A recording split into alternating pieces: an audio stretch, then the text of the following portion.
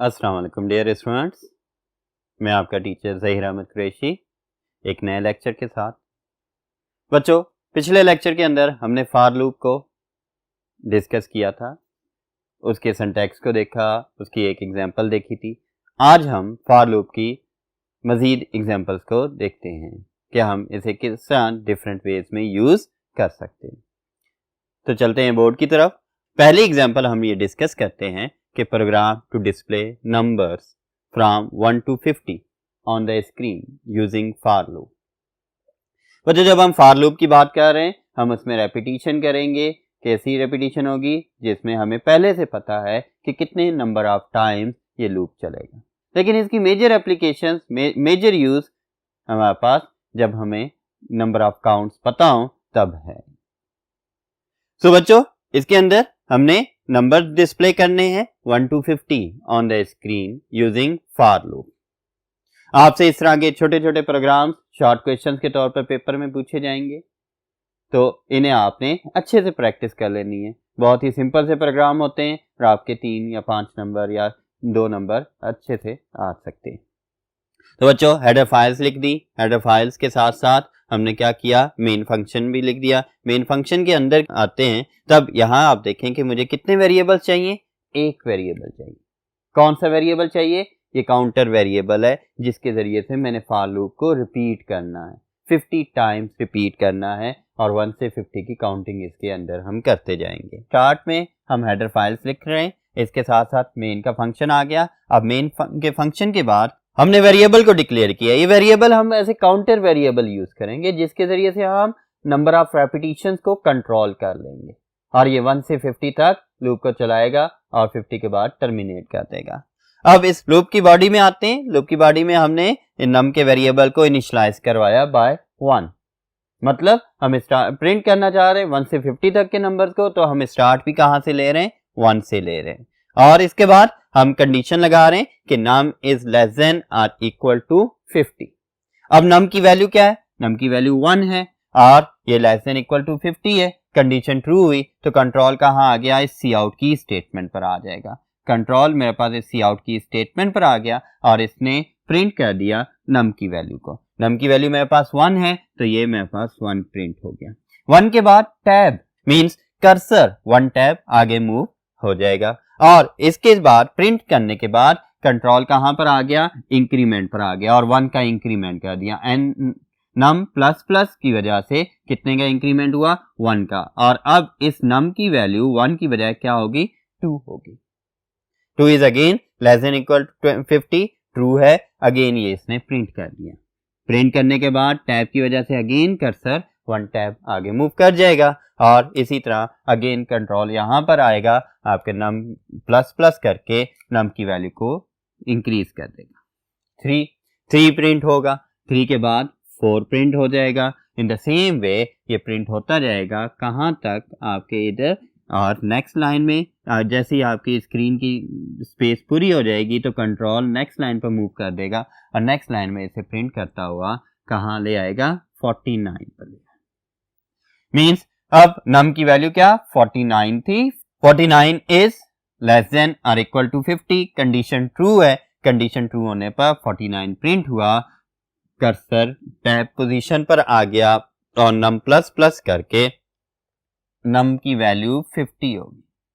अब बच्चों देखो, 50 के ऊपर मैंने ऑपरेटर कौन सा यूज किया, लेस देन इक्वल टू। याद रखना है कि अगर सिर्फ लेस देन लिखा हो तो 50 इज लेस देन 50 फॉल्स हो जाएगा, लेकिन अभी हमने इक्वल टू लिखा है तो 50 is less than equal to 50, मतलब अभी भी कंडीशन हमारे पास ट्रू है और कंट्रोल आएगा और 50 को प्रिंट कर देगा।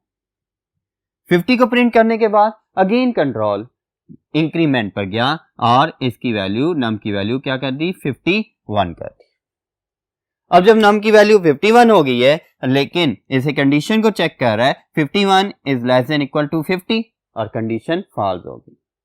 जैसे ही कंडीशन फॉल्स हुई कंट्रोल कहां आ जाएगा, कंट्रोल सी आउट की स्टेटमेंट की बजाय out of the loop body गेट सी एच पर आ जाएगा, अदर स्टेटमेंट्स पर आ जाएगा और यहाँ पर अदर स्टेटमेंट्स और कोई नहीं है, गेट सी एच है। इस वजह से ये लूप को एंड करते हुए साथ साथ प्रोग्राम को भी एंड कर देगा। तो हमारे पास जो ऑन द स्क्रीन आउटपुट आएगी वो कुछ इस तरह से आएगी 1 2 3 4 5 6 अप टू 50 ये प्रिंट कर देगा। तो ये था बेटा एक प्रोग्राम जिसके जरिए से हमने देखा कि फॉर लूप को यूज करते हुए हम 1 से 50 तक की नंबरिंग को कैसे ऑन द स्क्रीन प्रिंट करवा रहे हैं। अब हम नेक्स्ट प्रोग्राम देखेंगे और उसके लिए हम नेक्स्ट बोर्ड पर चलते हैं। जी बेटा एग्जाम्पल नंबर 2। अब एग्जाम्पल नंबर 2 के बारे में हम डिस्कस करते हैं और इसे देखते हैं कि इसमें और पिछली एग्जाम्पल में क्या डिफरेंस है। इसकी स्टेटमेंट पढ़ते हैं, program to display numbers from 1 to 50। यहां तक तो दोनों सेम है। पिछले प्रोग्राम में भी हमने देखा था कि नंबर्स को प्रिंट करवाओ 1 से 50 तक, लेकिन इन रिवर्स ऑर्डर। किसमें? रिवर्स ऑर्डर में। अब उसमें हमारे पास डायरेक्ट असेंडिंग ऑर्डर में था, अब ये कह रहा है कि रिवर्स ऑर्डर मतलब कि डिसेंडिंग ऑर्डर में प्रिंट करवा दो। अब जब डिसेंडिंग ऑर्डर की बात आती है, अब हमने आउटपुट हमें क्या चाहिए कि पहले जो पिछले प्रोग्राम में 1 1 2 3 प्रिंट हो रहे थे, अब 50 49 48 भी प्रिंट होते हैं। तो बच्चों अब हम फॉर लूप के जरिए से जो रिवर्स ऑर्डर के अंदर नंबर्स को प्रिंट करवाते हैं और देखते हैं कि ये किस तरह से हमारे पास प्रोग्राम इसका लिखा जाएगा। अगेन हमने प्रोग्राम को स्टार्ट कर दिया, हेडर फाइल्स यूज कर ली। आपको अच्छे से पता है कि हेडर फाइल्स हम क्यों यूज करते हैं, कौन सी हेडर फाइल किस पर्पस के लिए यूज हो रही होती है। तो आईओ स्ट्रीम भी यूज होगी, गेट ch की वजह से कोनियो भी यूज कर ली। और हमारे प्रोग्राम में मेन फंक्शन का होना लाजमी है, क्योंकि प्रोग्राम एग्जीक्यूशन स्टार्ट ही मेन फंक्शन से होती है, कंट्रोल इंटर ही यहीं से होता है। यहाँ से इंटर हुआ और हमने एक वेरिएबल डिक्लेयर कर लिया। अगेन काउंटर वेरिएबल है जिसके जरिए से हम रेपिटेशन को कंट्रोल करेंगे। तो नम के नाम का एक इंटीजर टाइप का वेरिएबल डिक्लेयर कर लिया गया है। अब आते हैं लूप। लूप का कीवर्ड फॉर के थ्रू हमने स्टार्ट कर रहे हैं। यहां से पता लग रहा है कंट्रोल को भी कि कौन सा लूप है, फॉर लूप है। फॉर के बाद हमने अब जो इधर काम करना है, हमने अपने लूप को इनिशियलाइज 1 से नहीं करना, रिवर्स ऑर्डर है तो रिवर्स ऑर्डर में जो पहली वैल्यू हमारे पास आएगी उससे हम इनिशियलाइज करेंगे, and that is what, that is 50। क्योंकि अभी हम जो प्रिंट करवाएंगे उसमें सबसे पहली वैल्यू कौन सी प्रिंट होगी, 50 होगी। और ना सिर्फ यहां पर चेंज आएगी बल्कि हम इधर कंडीशन में भी देखेंगे। पिछले प्रोग्राम में हमने कंडीशन देखी थी कि नम इज लेस देन और इक्वल टू 50, लेकिन इस प्रोग्राम में आप देखें तो कंडीशन हमारे पास चेंज हो गई है, नम इज ग्रेटर देन और इक्वल टू 1। मींस ये प्रोग्राम एग्जीक्यूट होगा और आउटपुट जो प्रोड्यूस करेगा कब तक करता रहेगा, जब तक 50 से लेकर 1 तक, मींस लास्ट वैल्यू 1 तक हमारे पास ये प्रिंट नहीं होता, तब तक ये कंट्रोल इसे रिपीट करता रहेगा और एग्जीक्यूट भी करता रहेगा। इसके अलावा एक और चीज भी आती है और वो चीज हमारे पास होगी कि हमने जो इंक्रीमेंट कर रहे थे पिछले प्रोग्राम में, उसकी बजाय हम डिक्रीमेंट करेंगे। क्यों? डिसेंडिंग ऑर्डर है, डिसेंडिंग ऑर्डर की वजह से हम इसे डिक्रीमेंट करेंगे। तो देखते हैं, सबसे पहले वेरिएबल इनिशियलाइज हुआ बाय 50 को इनिशियलाइज करने के बाद नम की वैल्यू 50 है और इसके बाद इसे चेक किया गया कि 50 इज ग्रेटर देन 1 और नॉट, तो कंडीशन ट्रू है। अब जब कंडीशन ट्रू है तो कंट्रोल अगेन कहां पर आ जाएगा, हमारे पास सी आउट इसकी स्टेटमेंट पे आ जाएगा। एक ही स्टेटमेंट है, इस वजह से डिलिमीटर्स यूज नहीं किए गए। अगर एक से ज्यादा स्टेटमेंट्स होती तो हम डिलिमीटर्स को यूज करते और उसकी बेस के ऊपर स्टेटमेंट को एग्जीक्यूट करते। सो बच्चों, सी आउट और नम की वैल्यू आ गई और क्या नम की वैल्यू है 50, तो सबसे पहले क्या प्रिंट हो जाएगा, 50 प्रिंट हो जाएगा।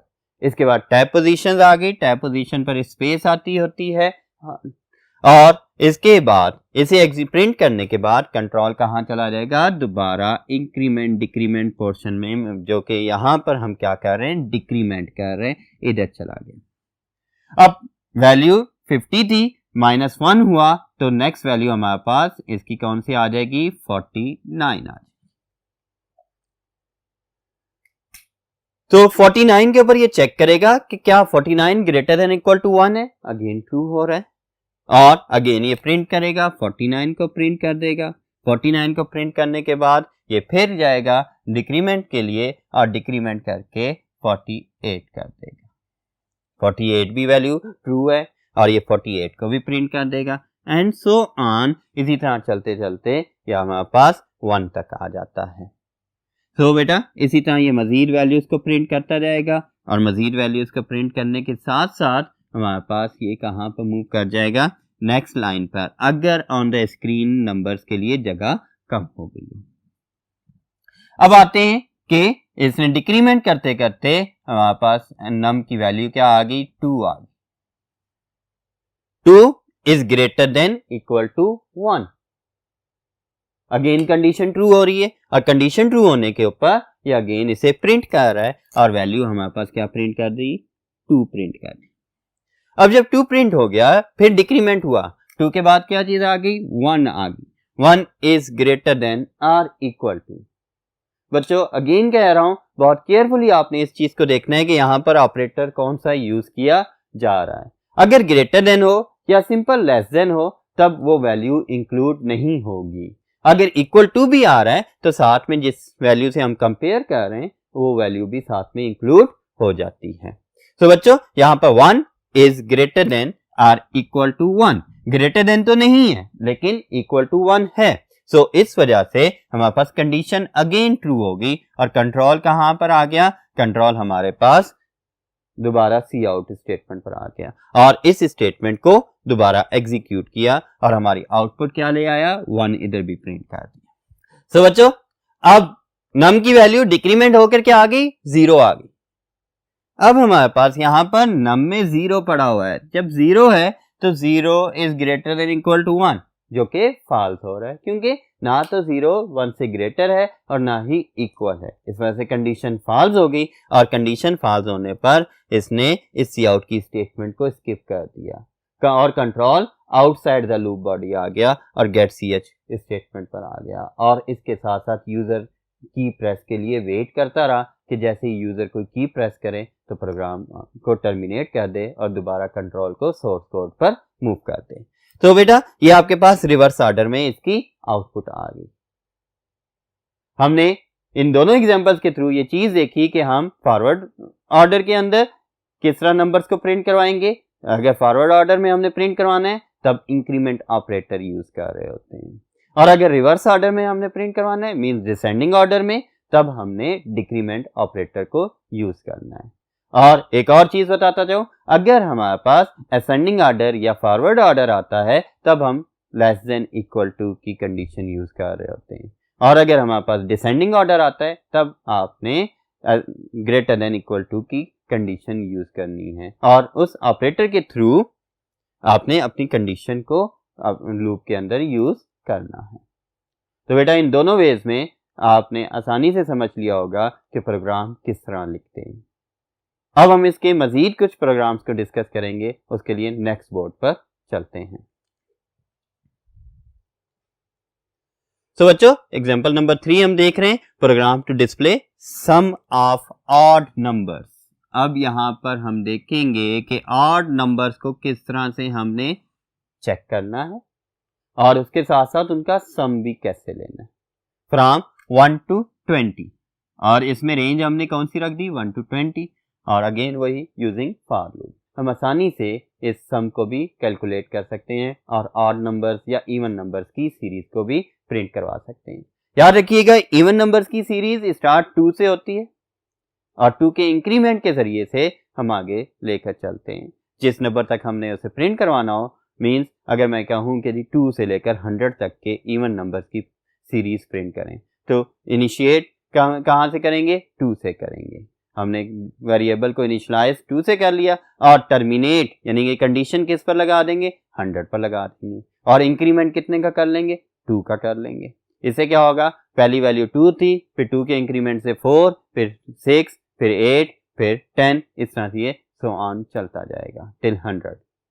अगर ऑड नंबर्स हैं, ऑड नंबर्स स्टार्ट 1 से होते हैं और ये भी 2 के इंक्रीमेंट से 3, 5, 7, 9, 11 सो ऑन मींस 2 के इंक्रीमेंट से टिल 99 तक जाएंगे और 100 से जो सी नेक्स्ट वैल्यू होगी कंडीशन फॉल्स हो जाएगी। 99 के प्लस 2 101 आ जाएगा जो कि फॉल्स कर देगा 100 को। अब इसी तरह हम इस प्रोग्राम में देखते हैं कि ऑड नंबर्स को हमने किस तरह डिस्प्ले करना है और इसके साथ साथ हमने सम कैसे कैलकुलेट करना है। आते हैं प्रोग्राम की तरफ। हेडर फाइल्स लिख दी, अगेन हेडर फाइल्स के साथ साथ मेन फंक्शन लिख दिया, मेन फंक्शन और उसके डेलीमीटर्स आ गए। डेलीमीटर्स के बाद हमने अब वेरिएबल डिक्लेयर कर दिए। इस प्रोग्राम में हमें एक वेरिएबल की जरूरत नहीं बल्कि दो वेरिएबल की जरूरत है। एक ऐसा वेरिएबल जिसके जरिए से हम लूप को कंट्रोल करेंगे और दूसरा वेरिएबल जिसके जरिए हम सम को कैलकुलेट करेंगे। सम हम कैसे कैलकुलेट करते हैं इसे भी देखते हैं। इससे पहले हम फॉर लूप को लगाते हैं। फॉर लूप हमने किस तरह से लगाया, ऑड नंबर्स हैं, मैंने अभी बताया था कि ऑड नंबर्स स्टार्ट होते हैं 1 से। n इज इक्वल टू 1, फिर n is less than equal to 20। क्यों? रेंज मेरे पास क्या है 1 to 20। अच्छा बच्चों, एक और चीज यहां पे बता दूं, जब हमारे पास फ्रॉम 1 to 20 है और बिटवीन 1 to 20 के अंदर डिफरेंस क्या है? फ्रॉम 1 to 20 के अंदर 1 भी इंक्लूडेड है और 20 भी इंक्लूडेड है। जब बिटवीन की बात कही जाए तो जिन वैल्यूज के दरमियान की बात कर रहे हैं वो दोनों वैल्यूज हमारे पास उसका हिस्सा नहीं होती। इन प्रोग्रामिंग वे में अगर मैं बात करूं तो जब फ्रॉम 1 to 20 है तो less than, equal to, greater than, equal to वगैरह यूज होंगे। लेकिन अगर बिटवीन की बात करते हैं तो लेस देन हम यूज करते हैं। ठीक है, सो बच्चों यहां पर फ्रॉम 1 to 20 है तो means n is equal to 1 से स्टार्ट होगा और उसके साथ साथ क्या चीज आ रही है, n is less than equal to 20 तक ये चलेगा लूप। और इसके साथ साथ जो इंक्रीमेंट होगा वो इंक्रीमेंट कितने का होगा? अगर हमारे पास सीरीज होती, सीरीज ऑफ नंबर्स होती, प्लस का इंक्रीमेंट करते, लेकिन ये सीरीज ऑफ ऑड नंबर्स हैं और दो ऑड नंबर्स के दरमियान 2 का डिफरेंस होता है। 1 से अगला ऑड नंबर 3 है, 3 से अगला ऑड नंबर 5 है। मींस एक ऑड नंबर में 2 ऐड करें तो नेक्स्ट ऑड नंबर हमें मिल रहा होता है। तो इसी वजह से हमने कितने का इंक्रीमेंट कर दिया, हमने 2 का इंक्रीमेंट कर दिया। यहां पर मैंने कंपाउंड असाइनमेंट या अरिथमेटिक असाइनमेंट ऑपरेटर यूज किया है। इस ऑपरेटर को भी अंडरस्टैंड करते हैं कि n प्लस इक्वल टू 2 जो है ये किसके बराबर है, किस तरह से है, ये n is equal to n plus 2 के बराबर आ जाए। तो बच्चों ये स्टेटमेंट्स हम इस तरह से यूज करते हैं अपने प्रोग्राम्स के अंदर। तो 2 का इंक्रीमेंट होगा। अब हम इस लूप को ड्राई रन करके देखते हैं कि किस तरह से इसकी आउटपुट प्रोड्यूस की जा सकती है। n का वेरिएबल इनिशियलाइज हो गया 1 से। अब मेरे पास n की वैल्यू क्या आ रही है, 1 आ रही है, जो कि लेस देन इक्वल टू 20 और कंडीशन को ट्रू कर रही है। अब जब कंडीशन ट्रू हो गई तो ये ब्लॉक ऑफ लूप के अंदर आ गया, बॉडी ऑफ द लूप को एग्जीक्यूट करने के लिए। यहां पर हमारे पास एक स्टेटमेंट है जो कि क्या, sum is equal to sum plus n। अब मेरे पास सम की इनिशियल वैल्यू क्या है, 0 है। क्यों? एडिटिव आइडेंटिटी होती है। ये कौन सी एडिटिव आइडेंटिटी है और एडिटिव आइडेंटिटी को किसी भी नंबर के साथ ऐड किया जाए तो वो उसे चेंज नहीं करती, तो इस वजह से ये 0 है। इनिशियली हमने इसकी वैल्यू 0 रखी है। 0 के साथ साथ क्या चीज आ गई, n की वैल्यू क्या आ रही है, 1 आ रही है। अब ये 1 प्लस 0 और सम की वैल्यू क्या चीज आ जाएगी, 1 आ जाएगी। और इसके बाद सम की अभी लेटेस्ट वैल्यू क्या है, 1 है। और यहां से इस स्टेटमेंट को एग्जीक्यूट करने के बाद कैलकुलेट कर दिया इसने सम की वैल्यू को फर्स्ट टाइम और इसकी वैल्यू 1 ले आया और कंट्रोल को मूव कर देगा कहां पर, ये इंक्रीमेंट के लिए। अब कितने का इंक्रीमेंट हुआ, 2 का। पिछले प्रोग्राम से 1 का इंक्रीमेंट या डिक्रीमेंट हो रहा था, यहां पर हम 2 का इंक्रीमेंट कर रहे हैं। 1 की बजाय इसकी वैल्यू क्या आ गई, 3 आ गई। अब ये कंडीशन चेक कर रहे हैं कि क्या 3 is less than equal to 20, true है। अब आते हैं इसमें, यहां पर ये 0 की बजाय सम की न्यू वैल्यू क्या थी, 1 थी, ये इधर आ जाएगी। n की 1 की बजाय क्या चीज आ रही थी, कौन सी वैल्यू आ रही थी, 3। अब ये इन दोनों को ऐड करेगा और सम की वैल्यू को अपडेट कर देगा बाय 4। ठीक है, अब ये 4 आ जाएगा और 4 के बाद सम n की वैल्यू दोबारा इंक्रीमेंट होगी बाय 2 और इसकी वैल्यू क्या आ जाएगी, 3 की बजाय 5 आ जाएगी।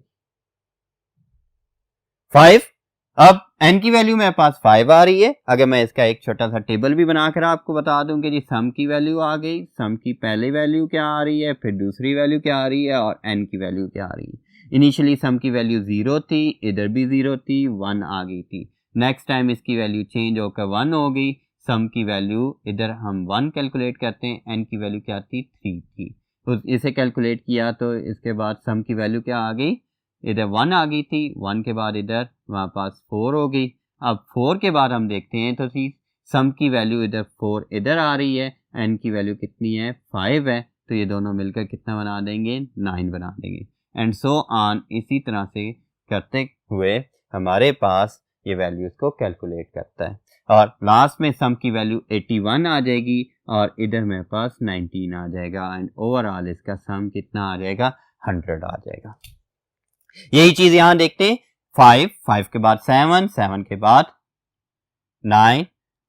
9 के बाद 11 13 15 17 एंड 19। अब जब इधर n की वैल्यू क्या आ गई है 19 आ गई है और 19 is less than equal to 20, ये अगेन ट्रू हो गया, तो इधर आया यहाँ पर सम की वैल्यू 81 थी और 81 के साथ n की वैल्यू कितनी आ रही है 19 आ रही है, तो सम की वैल्यू कितनी हो जाएगी मेरे पास 100 हो जाएगी। और ये सम की वैल्यू इधर स्टोर्ड है और इंक्रीमेंट कर दिया n की वैल्यू को, 19 की बजाय क्या आ गया 21 आ गया। अब 21 is greater than equal to 20, जो कि कंडीशन फॉल्स हो गई। अब जब कंडीशन फॉल्स हुई तो कंट्रोल अब कहां पर मूव कर जाएगा, कंट्रोल सी आउट स्टेटमेंट पर मूव कर जाएगा, जो कि लूप की बॉडी के बाहर लिखी हुई है। The sum of odd numbers from 1 to 20 is equal to 100. Allah Hafiz.